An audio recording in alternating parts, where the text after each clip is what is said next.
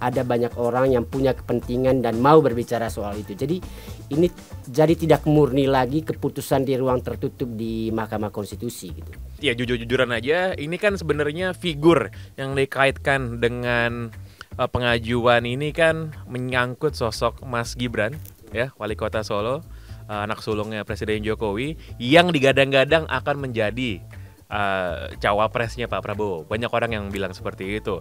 Nah, apakah ini memang muaranya hanya urusan untuk menggolkan Mas Gibran aja? Jadi buat saya Gibran mungkin adalah proyek kecilnya gitu ya. Tapi proyek besarnya itu adalah kepentingan Presiden Jokowi pasca dia tidak berkuasa lagi.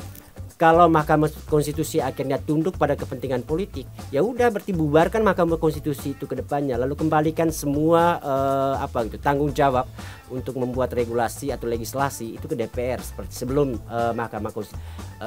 Bisa jadi selera penguasa itu tiap saat bisa dipaksakan untuk dirubah melalui konstitusi atau melalui undang-undang di DPR atau di Mahkamah Konstitusi.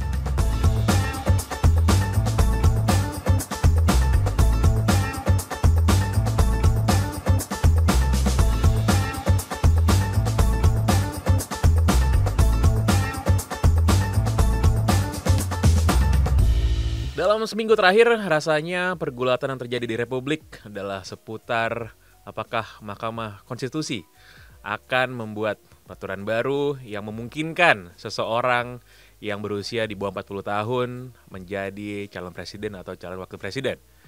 Namun tidak hanya berhenti di situ saja, kabarnya muncul kosong baru. Mungkin umur 40 tahun tetap, tapi pernah menjadi kepala daerah. Ini membingungkan bagi banyak pihak. Dan untuk membahas lebih lanjut mengenai apa yang sebenarnya terjadi dan bagaimana prospek ke depannya, kita akan berbicara dengan Bang Lusius Karus, pengamat politik dan juga peneliti dari Forum API. Terima kasih Bang Lusius atas waktunya. Siap, terima kasih juga sudah diundang.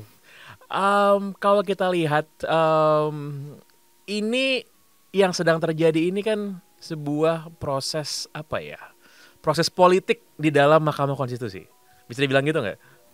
Ya bisa dibilang gitu ya kalau kita melihat pembicaraan orang minimal gitu ya soal keputusan yang akan dibuat oleh MK terkait dengan wacana usia calon presiden atau calon wakil presiden gitu ya.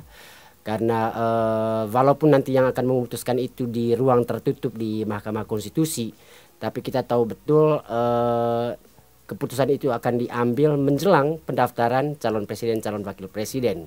Ada banyak orang yang punya kepentingan dan mau berbicara soal itu. Jadi ini jadi tidak murni lagi keputusan di ruang tertutup di Mahkamah Konstitusi gitu. Iya, dan kalau kita lihat ya jujur-jujuran aja, ini kan sebenarnya figur yang dikaitkan dengan pengajuan ini kan menyangkut sosok Mas Gibran, ya, Wali Kota Solo, anak sulungnya Presiden Jokowi, yang digadang-gadang akan menjadi cawapresnya Pak Prabowo. Banyak orang yang bilang seperti itu. Nah, apakah ini memang muaranya hanya urusan untuk menggolkan Mas Gibran aja, Bang Lusius? Ya mungkin itu di skala kecilnya, tapi skala besarnya kita tahu ini perjuangan terah Jokowi gitu ya. Kalau ini akan terjadi, ini berarti untuk memperjuangkan Gibran, anak Jokowi. Lalu yang memperjuangkan itu menjadi sebuah keputusan itu adalah iparnya Jokowi gitu ya. Lalu nanti ipar Jokowi ini akan memutuskan itu di Mahkamah Konstitusi, lalu melaporkan ke iparnya Pak Jokowi sebagai presiden. Jadi lingkaran ini seperti lingkaran setan sih ya. Jadi memperjuangkan anak gitu ya. Lalu itu akan menggunakan tangan Mahkamah Konstitusi. Di sana ada ipar Jokowi. Ipar Jokowi nanti akan melaporkan itu ke Presiden Jokowi gitu ya, yang adalah ipar dari Ketua Mahkamah Konstitusi. Jadi buat saya Gibran mungkin adalah proyek kecilnya gitu ya. Tapi proyek besarnya itu adalah kepentingan Presiden Jokowi pasca dia tidak berkuasa lagi gitu ya. Nah, pihak-pihak yang kalau kita lihat di media sosial, pihak-pihak yang mendukung wacana ini itu menyatakan, loh, di sini kan tidak ada yang dilanggar, semua berjalan sesuai dengan peraturan dan juga regulasi. Undang-undang yang tidak memungkinkan, ya undang-undangnya diajukan judicial review dan direvisi kalau memang dijebol. Kalau misalnya memang dia sesuai dengan syarat ya, usia, nanti ketentuan yang baru, kalau memang ada yang mencalonkan, ya silakan maju aja. Jadi jangan dilarang-larang dong, Mas Gibran, untuk maju. Apakah kita bisa melihat dari asas seperti itu aja atau ada juga kepatutan di sini, Bang Lusius? Ya, menariknya di Indonesia itu politisi itu suka sekali menggunakan aturan gitu ya untuk membenarkan tindakan-tindakannya gitu. Tapi pada saat yang sama dia lupa bahwa masih ada acuan lain gitu ya di samping aturan gitu. Ada pandangan etis gitu ya tentang apa yang pantas, apa yang layak dan tidak layak, apa yang tidak pantas dan tidak pantas gitu ya. Dan itu mestinya melebihi atau di atas aturan tertulis yang dibuat oleh DPR melalui undang-undang gitu. Jadi saya kira di situ soalnya gitu ya, soal pantas dan tidak pantas. Dan kita ini bicara soal memilih pemimpin, soal rekrutmen pemimpin.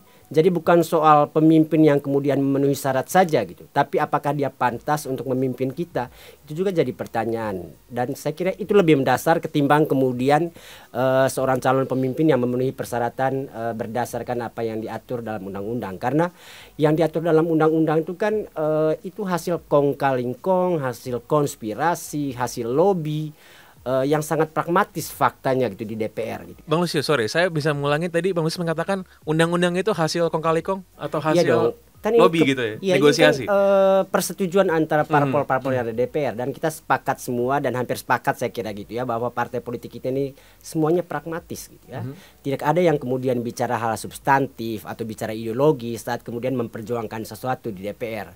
Semuanya kemudian bicara soal saya mendapat untung apa dari itu gitu ya. Jadi ini sangat pragmatis dan orang-orang inilah yang kemudian melahirkan undang-undang ini. Jadi hitungan mereka saat memutuskan undang-undang itu ya pasti sangat pragmatis. Ya, padahal saat kita mau memilih pemimpin atau menentukan siapa yang layak memimpin kita, mestinya kemudian acuan etis yang digunakan gitu ya. Jadi tidak sebatas kemudian apakah ini sesuai atau tidak sesuai dengan yang sudah diatur dalam undang-undang. Itu dia, karena produk undang-undang ini pun bahkan tidak sampai kemudian memperhitungkan aturan etis atau pandangan etis seperti itu gitu. Nah, putusan Mahkamah Konstitusi itu kan akan dibacakan rencananya tanggal 16 Oktober ini ya, hari Senin. Itu berjarak kalau memang kan dibuka pendaftaran itu KPU itu tanggal 19 untuk Capres dan Cawapres. Rentang waktu 3 hari. Itu cukup waktunya kalaupun nanti misalnya MK mengizinkan peraturan diloloskan dan juga Mas Gibran untuk maju sebagai Cawapres, itu dimungkinkan secara jadwal. Ya kan jadwal pendaftaran itu sendiri sekitar semingguan gitu ya. Jadi 19 sampai tanggal 26 atau 29 gitu ya. Jadi masih cukup saya kira gitu. Masih ada seminggu lebih untuk kemudian kalau misalnya ini diloloskan dan kemudian Gibran akhirnya menjadi calon wakil presiden dari Pak Prabowo, berarti ada waktu sekitar seminggu lebih untuk mempersiapkan berkas-berkas gitu ya.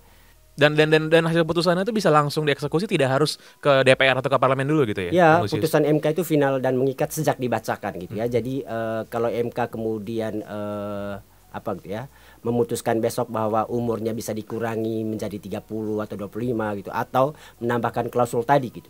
Asal punya pengalaman menjadi menjadi kepala daerah gitu ya, atau dalam birokrasi, lalu boleh gitu ya.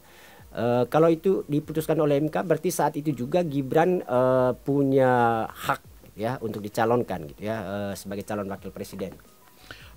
Kalau kita melihat dalam gambar yang lebih besar soal perjalanan demokrasi Indonesia sejak reformasi tahun 98, seberapa akan berpengaruh negatif ini bagi pertumbuhan demokrasi kita ketika putusan MK ini diloloskan dan ternyata memang yang maju sebagai calon itu adalah putra anak dari presiden incumbent sebelumnya. Apakah ini sebenarnya sebuah keniscayaan demokrasi atau ini sebenarnya sebuah hal yang bisa dihindari atau anomali, Bang Lusius? Saya kira sih bukan cuma mengurangi kualitas, tapi ini betul-betul merusak gitu faktanya gitu ya. Karena hampir semua institusi yang kita anggap kemudian institusi paling berwibawa untuk kemudian memutuskan sebuah kebijakan gitu di tingkat paling akhir, dalam hal ini Mahkamah Konstitusi, kalau itu kemudian bisa diutak-atik oleh kepentingan politis, lalu mestinya tidak ada alasan lagi kita punya Mahkamah Konstitusi gitu ya. Jadi kalau Mahkamah Konstitusi akhirnya tunduk pada kepentingan politik, ya udah berarti bubarkan Mahkamah Konstitusi itu ke depannya, lalu kembalikan semua tanggung jawab untuk membuat regulasi atau legislasi itu ke DPR seperti sebelum Mahkamah Konstitusi ada. Jadi saya kira kenapa kemudian 9 hakim konstitusi itu diseleksi sedemikian rupa dan kemudian yang diharapkan terpilih itu adalah negarawan. Ya, karena mereka berpikir tidak soal kepentingan-kepentingan pragmatis, kepentingan-kepentingan sesaat dari dunia politik. Keputusan yang harus diambil tuh harus betul-betul dipertimbangkan sedemikian rupa berdasarkan alasan-alasan yang konstitutif gitu ya, dan itu jangka panjang dan bahkan bisa abadi gitu ya, sampai kemudian misalnya zaman begitu berubah lalu itu punya alasan untuk kemudian dirubah seperti konstitusi lah gitu ya. Tapi kemudian kalau begini ceritanya gitu ya, 3 hari menjelang pendaftaran calon presiden, calon wakil presiden, dia merubah aturan yang mestinya dari sisi alasan pun gitu ya, tidak ada alasan yang cukup, kemudian ini diambil alih oleh MK. Ini lebih tepat untuk kemudian dibilang MK itu cawe-cawe dengan kepentingan pemilu 2024 gitu ya. Jadi saya kira ya bukan cuma merusak gitu ya. Kalau MK akhirnya jadi memutuskan itu, saya kira yang paling penting tidak ada alasan lagi bagi kita untuk mendukung keberadaan MK ini. Bubarkan MK itu, lalu kuasa untuk kemudian membuat undang-undang, membuat aturan apapun itu dikembalikan ke DPR. Jadi nggak ada gunanya karena dia tidak lebih baik dari DPR gitu. Jadi pantas saja gitu DPR bisa mengobrak-abrik hakimnya gitu ya. Malam ini bisa diganti kalau DPR mau gitu. Besok lalu akan angkat hakim yang baru. Jadi saya kira sih sejak Komisi 3 bisa dalam semalam memutuskan penggantian hakim konstitusi, mestinya sejak saat itu MK itu sudah rusak gitu ya. Jadi kalau kemudian hari Senin kita menunggu keputusan yang juga dianggap bisa merusak demokrasi kita, saya kira sih ini perjalanan yang sudah bisa diraba sebelumnya gitu. Nggak, saya rasa ini sebuah strong statement ya dari Bang Lusius bahwa ya kalau memang diloloskan MK bubarin aja gitu ya, tidak ada gunanya. Ya dong, karena kita tahu betul ini perbincangan politik soal usia capek. Ini kalau orang hukum bilang ini open policy gitu ya, open legal policy open ya, legal policy gitu ya, yang seharusnya menjadi ranah pembuat undang-undang di DPR dan pemerintah gitu ya. Tidak ada pertimbangan konstitusional gitu saat kemudian umur ini diputuskan oleh MK. Saya cuman penasaran saja kira-kira alasan konstitusi apa yang kemudian akan masuk dalam pertimbangannya itu. Jadi pasti itu semua karangan gitu ya. Betul, dan apalagi sebelumnya kan sudah ada JR juga untuk penurunan usia dan ditolak oleh MK kan waktu itu kan. Jadi dalam rentang waktu sekian tahun bisa berubah, ya kita penasaran juga sih alasannya apa ya. Ya kan, jadi saya kira sekian banyak keputusan yang dibuat oleh MK belakangan ini khususnya terkait dengan hajatan politik ini, saya kira semakin membuat kualitas kepercayaan publik terhadap MK ini terus menurun. Dan puncaknya itu sejak DPR kemudian dengan mudah bisa mengganti hakim. Ya minggu lalu ini kan ya pergantian hakim. Bukan, yang beberapa bulan lalu. Beberapa bulan yang lalu, oke. Ada satu hakim konstitusi yang dalam semalam diputuskan penggantiannya oleh DPR. Besoknya kemudian ada hakim baru gitu ya. Lalu publik diam gitu, seolah-olah mendukung gitu ya. 1-2 komentar itu tidak membuat isu ini menjadi isu luar biasa gitu ya. Dan sejak saat itu DPR merasa wah jalan mereka lapang gitu untuk kemudian mengutak-atik ini Mahkamah Konstitusi gitu ya. DPR ini adalah wajah partai politik dan ini sesungguhnya yang mengatur atau mengutak-atik ini adalah partai politik gitu ya. Kalau begini kondisinya ya kembali tadi seperti yang saya katakan, untuk apa kita punya Mahkamah Konstitusi gitu ya. Toh suara atau keputusan yang akan dia ambil itu adalah apa yang sesungguhnya bisa dilakukan oleh DPR gitu ya. Jadi menggunakan tangan MK. Jadi kita punya banyak sekali lembaga di negara ini yang dibentuk tapi tidak ada gunanya gitu. Ada MK mungkin kalau seperti itu kondisinya, ada DPD dan mungkin KPK juga saya kira gitu. Tadi Bang Lusius bilang kan bahwa ini memang ya DPR dan MK hubungannya, lalu DPR dikuasai oleh partai politik semuanya. Tapi kan juga kalau kita lihat konstelasi partai politik ini kan memiliki agenda yang berbeda-beda. Ya kalau kita lihat ada kubunya PDI Perjuangan bersama dengan P3 gitu ya, yang adalah partai parlemen. Lalu juga yang paling banyak ini Gerindra, Golkar bersama PAN dan juga bersama Demokrat sekarang itu kubunya Pak Prabowo. Dan konon Pak Jokowi ada di situ ya sekarang gitu, dan juga ada koalisinya antara Nasdem dan PKB. Nah sebenarnya kan kalau kita lihat ini kan hanya satu kelompok aja yang mungkin agendanya selaras kalau MK ini jebolin. Tapi ada juga dua kubu yang sebenarnya mereka agendanya nggak sama nih kalau sampai MK meloloskan penurunan usia.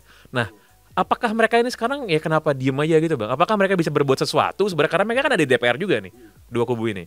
Ya mudah aja menjelaskannya gitu ya.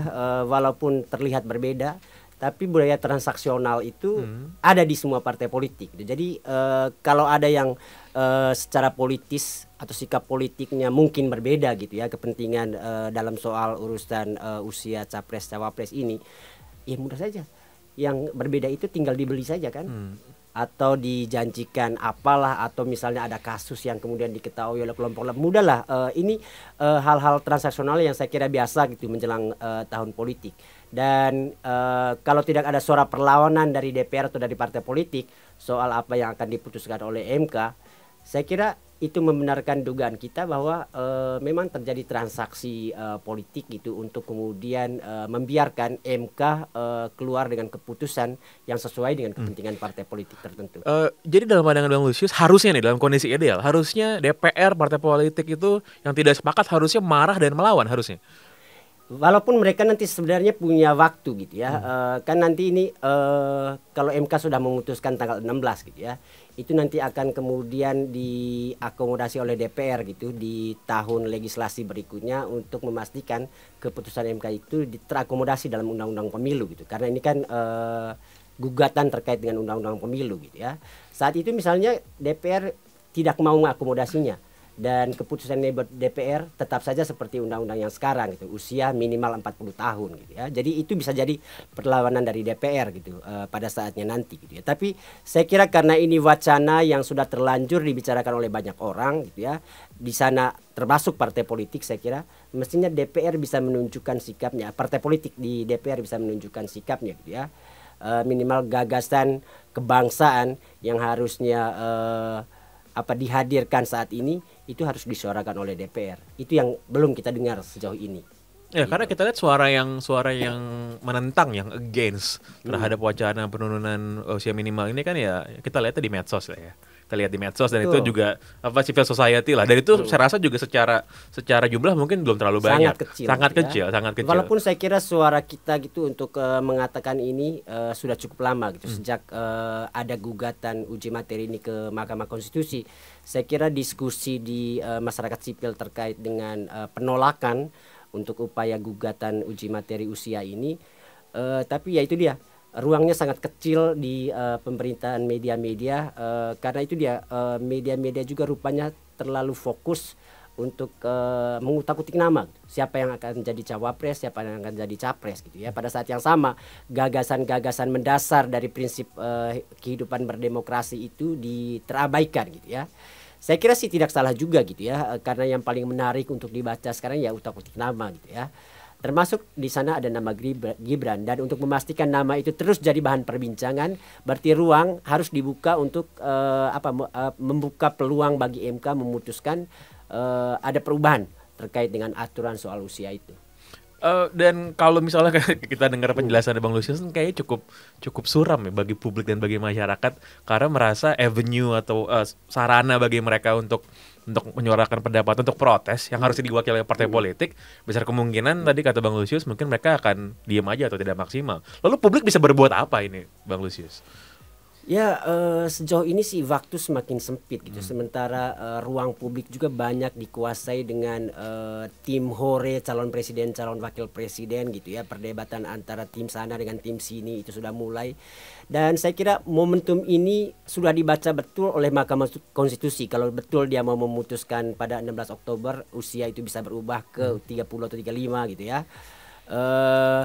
Karena faktanya ya udah, perbincangan publik itu lebih banyak tertuju pada siapa calon presiden, calon wakil presiden gitu ya. Dan siapapun itu kemudian akan tetap menarik karena kubu-kubu ini sudah ada sebelum keputusan dari MK itu dibuat gitu ya. Jadi saya kira momentum waktu yang sangat singkat ini sudah dibaca atau dipertimbangkan oleh Mahkamah Konstitusi, sehingga dia berani kemudian misalnya hari Senin tanggal 16 Oktober memutuskan sesuatu yang selama ini sudah banyak ditentang oleh mereka-mereka yang masih waras terkait dengan demokrasi, misalnya masyarakat sipil atau akademisi gitu ya.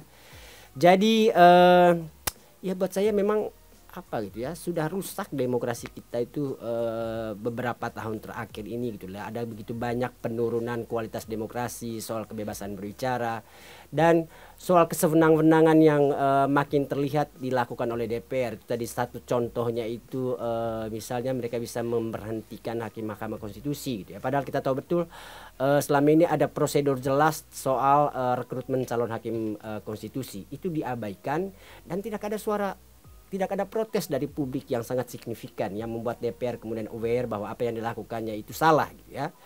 Saya kira itu lampu hijau yang diberikan oleh publik gitu ya kepada DPR untuk kemudian semakin sewenang-wenang, dan itu yang kita saksikan sampai sekarang ini gitu ya. Partisipasi publik itu menjadi semakin kecil gitu ya ketika kemudian publik justru tidak bersuara pada hal-hal mendasar DPR. Atau jangan-jangan memang publiknya tidak terinformasi, Bang Lusius. Karena kita lihat kan bahasan soal MK, Mahkamah Konstitusi dengan segala macam aspek teknisnya secara legal. Itu kan memang ya buat orang awam mungkin berat gitu untuk dikonsumsi ya. Makanya tadi Bang Lusius bilang dengan sangat baik bahwa ya lebih gampang ngerti ngomongin capres-cawapres siapa gitu betul, kan. Betul. Ngomongnya apa, bajunya apa gitu kan. Nah, tapi memang ya ternyata kita berapa puluh tahun setelah reformasi ternyata ya publik kita belum berada dalam level teredukasi yang cukup sehingga bisa menjadi pemilih atau bisa menjadi masyarakat yang kritis, dan rasanya apa ya, ketidaktahuan inilah yang menyebabkan seolah-olah ada lampu hijau padahal kan mungkin nggak dikasih lampu, tapi kadang-kadang ada lampu mungkin DPR ya udah mereka nggak protes, berarti baik-baik aja. Mungkin saja walaupun kita tahu bahwa ada sedemikian banyak anak muda di kampus-kampus yang mestinya cukup paham gitu ya dengan isu-isu ini gitu ya, dan kalau mereka punya sikap dan pendirian terkait apa gitu ya, prinsip-prinsip berdemokrasi, saya kira sih mestinya suara-suara penolakan, suara-suara kritis itu sudah muncul dari dunia kampus kita. Jadi itu pemandangan lain saya kira gitu ya. Kita tidak punya kelompok kekuatan yang bisa mengimbangi kesewenang-wenangan dari elit atau dari penguasa gitu ya dalam hal pengambilan keputusan di DPR maupun di pemerintah. Dan itu mestinya menjadi ruang anak-anak kampus atau anak-anak kuliahan gitu ya, yang sayangnya saya kira semakin kesini juga tidak terkonsolidasi dengan baik gitu ya. Suara satu persatu atau satu-satu orang dari kampus itu tidak pernah punya makna atau dampak gitu ya yang bisa mengguncang gitu ya para pengambil keputusan gitu. Mestinya dengan kekuatan massa mungkin para pengambil keputusan baru mulai berpikir lain gitu ya. Jadi saya kira itu yang jadi andalan kita, dan persis di andalan kita itu untuk anak-anak muda di kampus-kampus itu yang tidak cukup reaktif, tidak responsif untuk isu-isu mendasar terkait dengan kehidupan demokrasi kita. Mungkin ini persoalan perkembangan zaman kali ya, generasi Z atau apapun. Biasanya sih emang gitu Bang Lusius ya, bahwa biasanya kalau rame dulu ya udah viral di sosial media, lalu sudah ada implementasi dalam bentuk kumpulan massa, baru didengerin gitu. Dalam beberapa kasus kan sempat ada ya beberapa misal RUU yang mundur atau tidak jadi gara-gara tekanan publik. Itu dia, mereka mengikuti wacana yang dibuat orang gitu ya. Padahal kita berharap kampus yang melahirkan wacana gitu ya. Kalau ada yang tidak beres kemudian dalam tata kelola pemerintahan, mestinya suara kritis pertama yang muncul tuh dari dunia kampus. Jadi harus anak kampus tuh jadi driver bukan jadi penumpang gitu kan ya. Betul. Saya kira itu yang tidak cukup kelihatan. Kenapa kemudian DPR, pemerintah merasa tidak punya lawan gitu ya untuk kemudian melahirkan aturan sesuka hati mereka. Taruhlah tanggal 16 Mahkamah Konstitusi meloloskan permohonan untuk menurunkan usia minimum atau klausul pernah menjadi kepala daerah itu dijebol.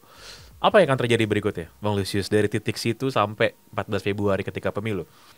Ya, sebenarnya tidak ada lagi konstitusi gitu ya, karena setiap saat orang bisa berubahnya gitu ya berdasarkan kepentingan politik tertentu gitu.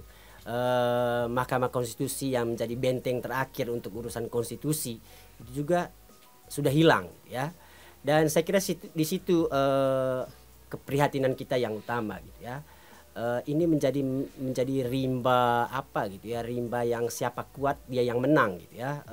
Homo homini lupus gitu ya ke depannya gitu. Saling memangsa gitu semuanya. Betul, saling memangsa, dan alat-alat yang kemudian alat-alat negara yang diharapkan bisa menjaga itu ya sudah kehilangan ruangnya ya. Jadi saya kira sih akhirnya udah kedepannya kita akan diperintah atau dikendalikan betul oleh siapa yang kuat, siapa yang menang tadi itu. Dan seperti yang saya katakan, perjuangan panjang reformasi untuk membangun Mahkamah Konstitusi gitu ya, karena sadar betul ada kelemahan serius terkait kepentingan politik di DPR, itu juga sampai di titik akhirnya kalau nanti tanggal 16 keputusan MK keluar dan merubah ukuran usia calon presiden, calon wakil presiden. Jadi buat saya demokrasi dalam tantangan yang serius ketika nanti MK akhirnya memutuskan dia menerima permohonan para penggugat yang menginginkan usia cawapres atau capres dikurangi menjadi di bawah 40 tahun ya. Dalam konteks pemilu ini kan MK biasanya selalu ditunggu-tunggu keputusannya kalau ada dispute ya. Kalau ada sengketa soal hasil itu terjadi di pilkada sering sekali, terjadi juga gugatan kepada MK di pemilu-pemilu sebelumnya. Ketika misalnya hasilnya berubah gitu, lalu ada kecurigaan terhadap Mahkamah Konstitusi dengan kepentingan dan agenda mereka sendiri.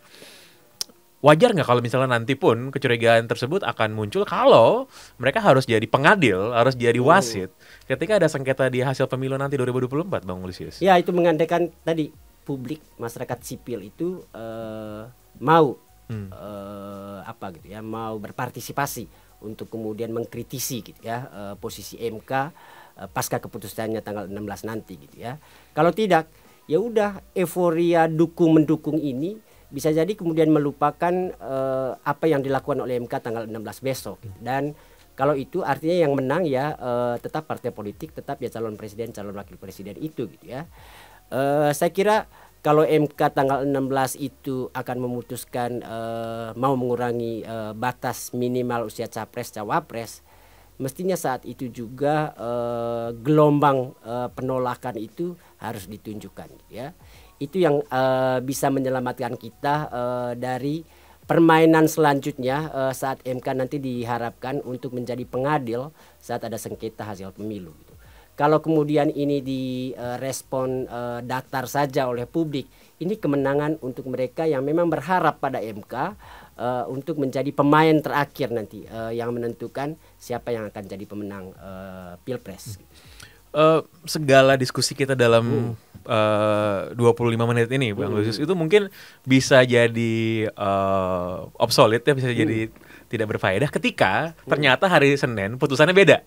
Ternyata tidak meloloskan. Betul. Dan ternyata ketika diloloskan pun ternyata misalnya cawapresnya juga lain gitu. Tapi itu apakah cuman harapan orang yang ngarep gitu ya, yang nggak mungkin kejadian, atau mungkin aja itu peluang ada kejadian juga seperti itu, Bang Lusius? Saya kira tetap ada gunanya kalau ini diupload sebelum hari tanggal 16 gitu ya.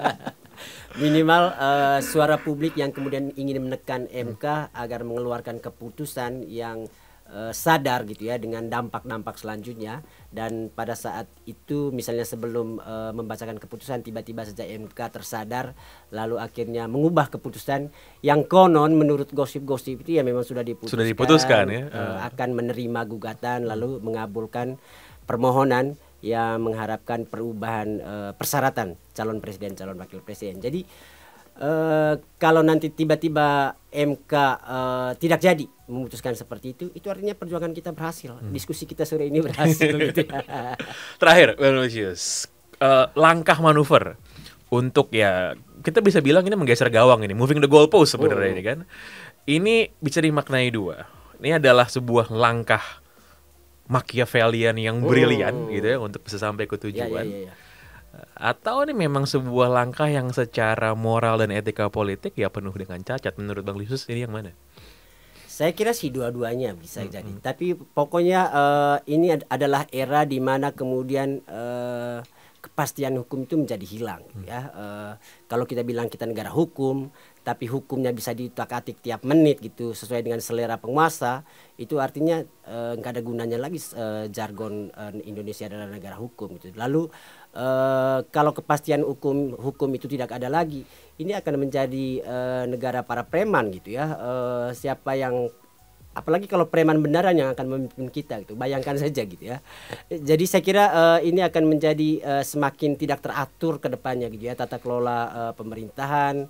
Dan ya mungkin ini sinyal kita perlu reformasi jilid 3 gitu ya, atau jilid 2 kalau 98 itu yang ke pertama gitu ya. Jadi saya kira sih paling penting kan yang selama ini menjaga negara ini tetap berjalan itu karena adanya hukum gitu ya. Kalau kemudian hukum bisa diutak-atik sesuai dengan selera gitu ya, itu artinya kita tidak punya harapan lagi bahwa kedepannya kita masih bisa berjalan seirama gitu ya.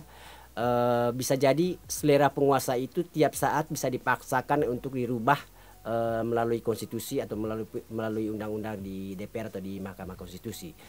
Buat saya kalau benar MK akhirnya memutuskan perubahan itu dan akhirnya Gibran menjadi cawapres, itu seruan yang layak untuk kita sampaikan setelah hari Senin, bubarkan MK. MK sudah tidak ada gunanya lagi.